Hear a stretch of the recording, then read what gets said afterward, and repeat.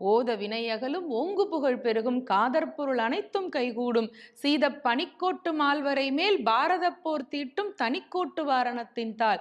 எப்படி என்றால், ஆகாயம் முழுவதும் எழுதிவிட்டார் விநாயகப் பெருமான். ஓலைச்சுவடிகளில் எல்லாம் எழுதிவிட்டார். அவர் எழுதிய அந்த ஸ்லோகங்கள் இமயமலையிலே எல்லாம் எழுதி வைத்தார் என்பது புராண செய்தியாக இருக்கிறது. அப்படி என்றால் மகாபாரதத்தினுடைய அந்த கிரந்தங்கள் ஸ்லோகங்கள் எல்லாம் இமயமலையில் எல்லாம் இருக்கிற சீத பனிக்கோட்டு மால்வரை மேல் பாரத போர் தீட்டும் தனிக்கோட்டு வாரணத்தின் தாள் என்று முடிக்கிறார் என்றால், இமயமலையில் எல்லாம் எழுதி வைத்து அந்த லட்சம் கிரந்தங்களும் நமக்கு வந்து இப்பொழுது சேர்ந்திருக்கிறது என்றால் அதில் ஒரு குறிப்பிட்ட பகுதி தான் நம்முடைய படிப்பதற்கான வாய்ப்பாக இப்பொழுது இருக்கிறது நம்முடைய கைகளிலே என்றாலும், மற்றவற்றையெல்லாம் விநாயகப் பெருமான் எழுதியது என்பது இமயமலையின் மீது எழுதினார் என்று அதற்கு பொருளாக இருக்கிறது. அப்படி பார்த்தால் விநாயகப் பெருமானை வணங்கினால், அவனுடைய திருநாமத்தை சொன்னால் வினைகள் அகன்று புகழ் பெருகி எல்லாவற்றையும் விரும்பக்கூடியவை எல்லாம் நமக்கு கூடி வந்து அருள் சேரும் என்பதைத்தான் இதிலே நமக்கு